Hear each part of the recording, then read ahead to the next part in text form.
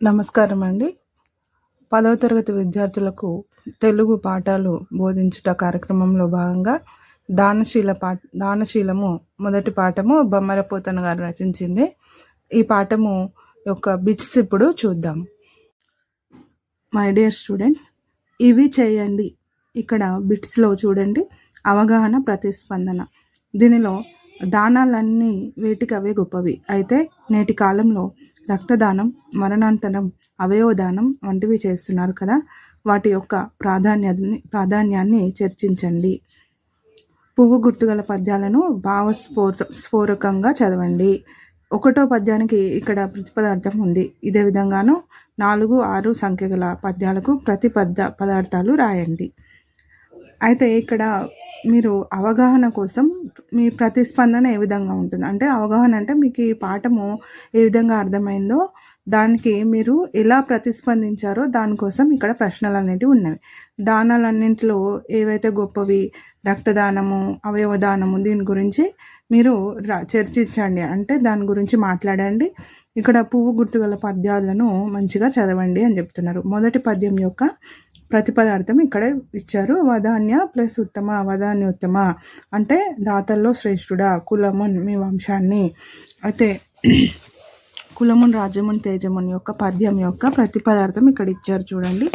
రాజ్యమున్ మీ రాజ్యాన్ని, తేజమున్ తేజస్సును, నిలుపుము కాపాడుము, ఈ కుబ్జుండు ఈ పొట్టివాడు అంటే వామనుడు, విశ్వంబరుండు విశ్వమును భరింపగలుగువాడు విష్ణుమూర్తి, అలంతిన్ పోడు ప్లస్ పోడు, అలతిన్ బోడు ఇంత తక్కువతో పోడు, త్రివిక్రమ స్ఫురణవాడు ప్లస్ వాడై అని అర్థం. త్రివిక్రముడంతటి వాడై అంటే 3 లోకాలను ఆక్రమించగలవాడై. బ్రహ్మాండమున్ ఈ బ్రహ్మాండం అంతటినే. నిండున్ వ్యాపిస్తాడు, ఒకండు మరొకడు, మాన్పన్ ప్లస్ కలడే తప్పింపగలుగుతాడా, నా యొక్క పలుకులు మాటలు, కర్ణంబులన్ చెవులతో, ఆకర్ణింపు విను, దానమున్ గీనము వంటివి, వలదు వద్దు, వర్ణిన్ ఈ బ్రహ్మచారిని, పనుపుమా పంపించవయ్యా. ఇలా ప్రతిపదార్థము మనము ఇక్కడ చెప్పుకున్నాము. నెక్స్ట్ వ్యక్తీకరణ, సృజనాత్మకత. ఈ క్రింది ప్రశ్నలకు 5 వాక్యాల్లో జవాబులు రాయండి. ఈ కుబ్జుండు అలంతింబోడు అని శుక్రాచార్యుడు చెప్పడంలో అతని ఉద్దేశం ఏమై ఉంటుంది? దానితో మీరు ఏకీభవిస్తారా? హాలికునికి కావలసిన వసతి సౌకర్యాలు ఏ విధంగా ఉంటే అతడు తృప్తి చెందుతాడు? సిరి మూట కట్టుకొని పోవం జాలిరే అనడంలో బలిచక్రవర్తి అంతర్యం ఏమై ఉంటుంది? ఆడిన మాట తప్పకూడదు ఎందుకు? అయితే ఈ 4 ప్రశ్నలకు జవాబులు మీరు గైడ్లో చూసి రాసుకోగలరు. గైడ్ ఉంటే కనుక మీరు దాంట్లో చూసి రాయొచ్చు. ఇక్కడ ప్రతిపదార్థము భావంలో కూడా మీకు ఆన్సర్స్ దొరుకుతాయి. అయితే నెక్స్ట్ ఈ క్రింది 10 వాక్యాల్లో ప్రశ్నలకు 10 వాక్యాల్లో జవాబులు రాయండి. నేటి సమాజానికి దానగుణం గల వ్యక్తుల అవసరం ఏమిటో వివరించండి. పాఠ్యభాగ సారాంశాన్ని సొంత మాటల్లో వ్రాయండి. ఈ 2 ఒకటి అది లేదా ఆ ఒక ప్రశ్నలుకి జవాబులు మీరు రాయవచ్చు. ఈ క్రింది అంశాన్ని సృజనాత్మకంగా ప్రశ్నిస్తూ రాయండి. ఆడిన మాట తప్పకపోవడం, దానగుణం కలిగి ఉండడం అనే విషయాలపై నినాదాలు, సూక్తులు రాయండి. నినాదాలు, సూక్తులు ఈ విధంగా ఈ అంశం మీద మీరు రాయాల్సి ఉంటుంది. ఇక్కడ పదజాలానికి వస్తే, పదజాలము అయితే వ్యాకరణాంశము, పలికి లేదనుట అంటే ఇవి సొంత వాక్యాలు రాయండి అన్నారు చూడండి. పలికి లేదనుట అయితే ఇక్కడ మొదటగా మా వంశ చరిత్రలో పలికి లేదనడం లేదు. ఇది సొంత వాక్యాలు. పలికి లేదనుట అంటే మనము చెప్పి మళ్ళీ నేను చెప్పలేదు అనడం అనమాట. అలా మాట తప్పడం అని అనుకోవచ్చు. నెక్స్ట్ కురచగుట అంటే పొట్టిగా అవుట. అయితే పిల్లలు పెరిగే కొద్దీ బట్టలు కురచగుట జరుగుతుంది. బట్టలు మనము తీసుకుంటాం కదా, పిల్లలకు కానీ పెద్దలకు కానీ, వాళ్ళు పొడవుగా అవుతారు, దానివల్ల బట్టలు చిన్నగా అవుతాయి. చేతులొగ్గు అంటే చేతులు చాచి అడగడం అనమాట. అయితే ఎవరి దగ్గర అవసరాల కోసం చేతులొగ్గుట చేయకూడదు. అయితే ఇక్కడ చేతులొగ్గుట మన అవసరాల కోసం ఎవరి దగ్గర చేతులు చాచి అడగకూడదు అని చెప్తున్నారు. క్రింది పదార్థాలకు విత్పత్తార్థాలు రాయండి. నీరజభవుడు అంటే తామర పద్మం నుండి పుట్టినవాడు అంటే బ్రహ్మ. విష్ణు యొక్క కడుపు నుండి తామర పద్మం అనేది వస్తుంది, దాని నుండి బ్రహ్మగారు పుడతారనమాట. నీరజభవుడు అంటే బ్రహ్మ. త్రివిక్రముడు 3 అడుగులు, 3 అంటే 3 అడుగులచే 3 లోకాలను కప్పివేసినవాడు ఎవరు? విష్ణుమూర్తి. ఇక్కడ మనకి ఈ పాఠంలోనే చూస్తాము, వామనావతారంలో వచ్చి భూమిని, ఆకాశాన్ని ఇంకొక అడుగు బలి చక్రవర్తిపై తలపై పెడతారు. ఇక్కడ కింది వాక్యాలలో గీతలు గీసిన పదాలకు సరిపోయే అర్థం నుంచి మరిన్ని పదార్థాలు రాయండి. గీతలు ఎక్కడ గీసిన? జలము అనే పదంకి కింద గీత ఉంది. జలముకి మనము సరిపోయే అర్థం వచ్చే పదాలు రాయాలి. నీరు, ఉదకం, సలీలం.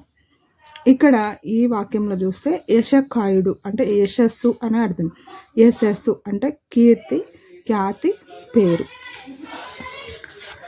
నెక్స్ట్ ప్రకృతి వికృతులు పదాలు రాయండి అన్నాడు. సిరి వికృతి అయితే శ్రీ ప్రకృతి. విష్ణువు ప్రకృతి. వెన్నుడు వికృతి. ధర్మము ప్రకృతి. ధమ్మము వికృతి. బ్రహ్మ ప్రకృతి. బొమ్మ వికృతి. క్రింది పదార్థాలకు నానార్థాలు రాయండి. కులము, వంశము, జాతి. క్షేత్రము భార్య యొక్క ఇక్కడ కడుపుని క్షేత్రం అంటారు. ఎందుకంటే ఇక్కడ సృష్టించే ఇంకొక సృష్టికి సృష్టి చేయగల ఒక అవకాశము స్త్రీకి ఉంటుంది. ఇక్కడ స్త్రీ అని రాయొచ్చు, కానీ భార్య అని రాయొచ్చు. భూమిని కూడా క్షేత్రం అంటారు. పుణ్యస్థలము అంటే భగవంతుడి యొక్క గుడులు కావచ్చు, ఎక్కడైనా క్షేత్రము అంటారు. హరి విష్ణువు. కోతి చిత్రము. ఆశ్చర్యము చిత్తరువు బొమ్మ. ఆశ్చర్యంను మనము ఆహా ఎంత చిత్రము అంటాము. చిత్రము. బొమ్మను కూడా ఈ విధంగా చెప్తాము. నెక్స్ట్ వ్యాకరణ అంశాలు. క్రింది వాక్యాలలో సంధి పదాలను గుర్తించి వాటిని విడదీసి సంధి పేర్లు రాయండి. ఇక్కడ అత్యద్భుతము మనకు ఎగ్జాంపుల్ ఇచ్చారు. అతి ప్లస్ అద్భుతము ఈ అనాదేశ సంధి. ఇక్కడ యావత్తు వచ్చింది, విడదీసినప్పుడు మాత్రం యావత్తు కనబడడం లేదు, కలిపినప్పుడు మాత్రం యావత్తు వస్తుంది. దీన్ని యనాదేశ సంధి. గర్వోన్నతి గర్వ ప్లస్ ఉన్నతి. ఇక్కడ గర్వోన్నతి గుణసంధి.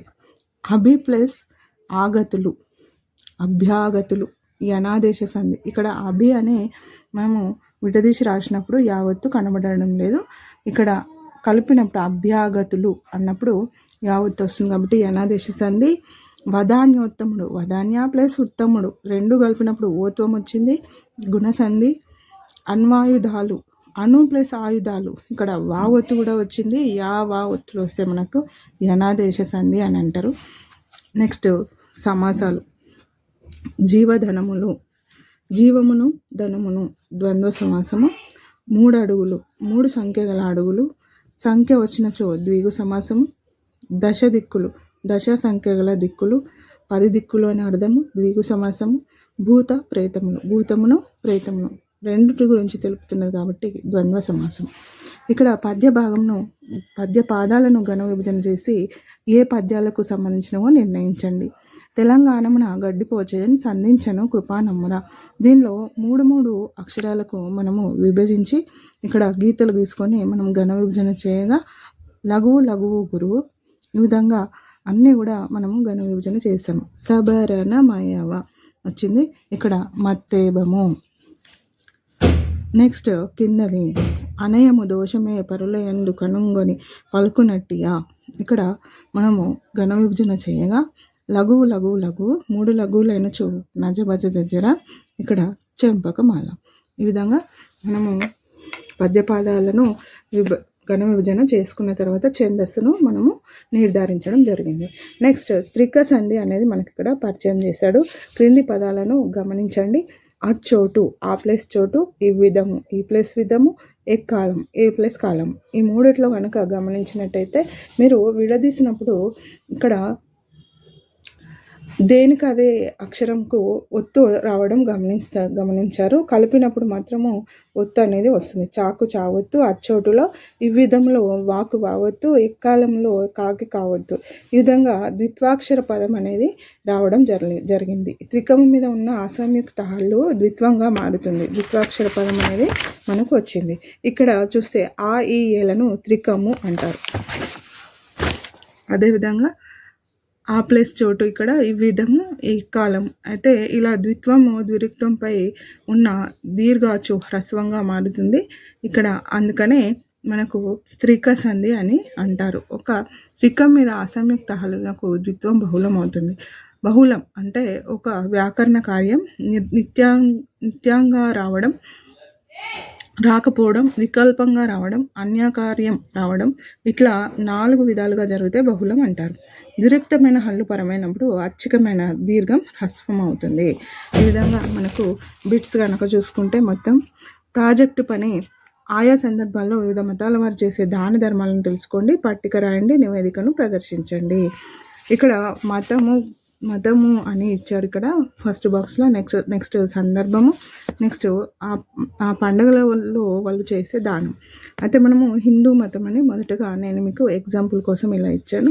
నెక్స్ట్ హిందూ మతంలో సంక్రాంతి పండుగ.